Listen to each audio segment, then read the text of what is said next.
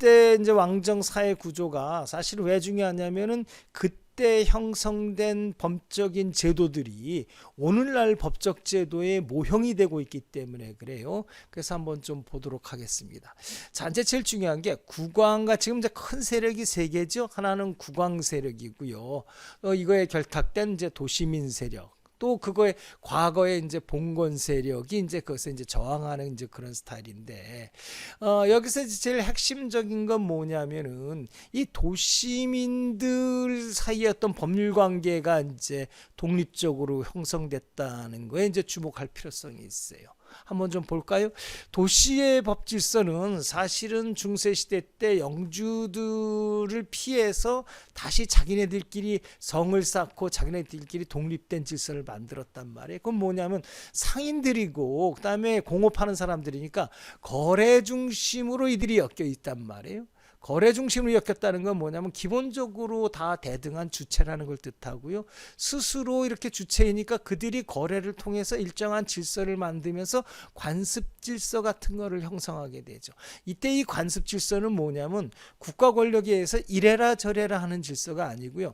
자기네들끼리 거래하면서 이런 건 잘못됐으니까 이런 거래 하지 말고 이런 거래는 네가 이제 그 의무를 져야 되니까 빨리 갚아야 돼. 뭐 이런 등등의 이제 질서가 형성되는데 이 질서는 개인 대 개인이 대등하게 맞서는 사법적인 어떤 그런 질서였다 이렇게 볼 수 있어요. 그럼 이들끼리 이제 일정 이런 권리 의무 관계 이런 것들이 이제 생기게 된단 말이에요. 이들의 그 질서 속에서 만약에 분쟁이 생기면 어떻게 되느냐라는 거죠.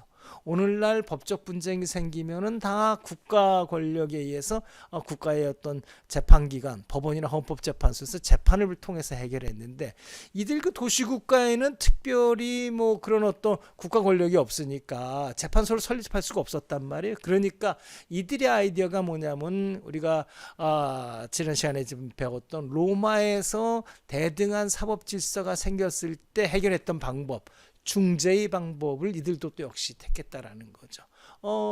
자신의 어떤 심판인을 누군가를 세워서 중재인을 세워서 그가 결정하는 대로 우리가 똑같이 따라서 분쟁을 해결하기로 하자라고 하는 기본적인 아이디어예요. 이 중재 절차가 굉장히 그 사법 질서에서 핵심적인 역할을 하고 이것이 개인들을 국가 권력으로부터 독립시키는 역할을 한다라는 거에 주목을 할 필요성이 있습니다. 아무튼 이제 이렇게 이제 기본적으로 도시에는 중재 절차가 있었는데 그걸 아까 잠깐 얘기했듯이 근세 절대 왕정의 왕권이 강화되면서 국왕이 도시를 보호한다는 명목으로다가 순회재판소를 파견하게 되죠. 이 재판소가 이제 가서 재판을 할 때 국가의 권력으로서 일정한 법을 만들어서 그 법을 적용하지 않고요.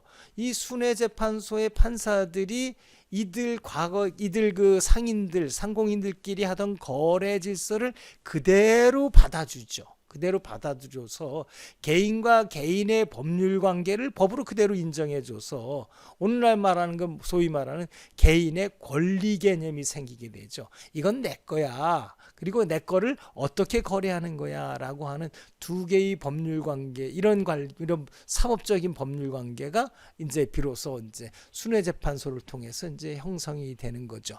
영국의 이러한 그 순회재판소를 우리가 이제 보통법원이라고 그러는 거예요. 보통 사람들이 행하는 거래를 갖다 재판하는 법원이다. 그래서 우리가 보통법원이라고 얘기하고요. 이렇게 해서 보통법원에서 이제 적용하는 법률들, 다시 말해서 그 전에 이미 상공인들이 거래하던 거래법들이죠. 거래법 질서죠. 그 법 질서의 그 법을 갖다 우리가 보통 사람들이 정하는 법에 대해서 보통법이다 이렇게 얘기하게 돼요. 이런 어떤 새로운 어떤 법률 관계는 이제 군주가 만든 게 아니고 도시민들이 스스로 만든 질서를 형성해 준 거니까 도시민들끼리 사이에서 권리 의무 개념이 생긴단 말이에요. 그러면 이 권리 의무 개념이 일단 생기게 되면은 국가가 뭐라고 그래도 이거 내 거야라고 하는 주장하는 권리의식이 이제 개인에게 생긴다고요. 그러니까 이제 이 법에 대해서 법은 법대로 움직여야 된다라고 하는 어떤 그 법의 의식이 생기니까 이게 이제 군주가 과거에 가졌던 힘으로서의 군주가 명령하는 대로 따르지 않겠다라고 하는 저항 의식이 굉장히 강해진단 말이에요. 그래서 그러한 어떤 도시민에서 생긴 어떤 법 같은 게 어떤 개념이 되냐면 그 당시 이제 법이 형성돼서 법은 군주보다 우선한다는 어떤 이론이 이제 확립되게 되죠. 영국의 어떤 절대군주 시대였던 1607년도에 유명한 코크경이 판결에서 뭐라고 말하냐면요. 법관들은 영국의 법과 관습에 따라서 사법권, 재판권을 집행해야 된다라고 얘기해요.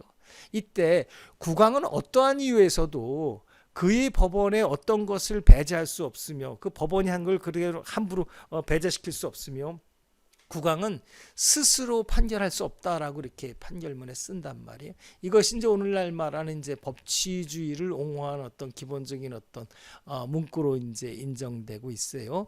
근데 법치주의에 대해서도 이제 조금 이따 이제 근대에 대해서 이제 그 의미가 어떻게 변하는지 조금 자세히 설명해 줄게요.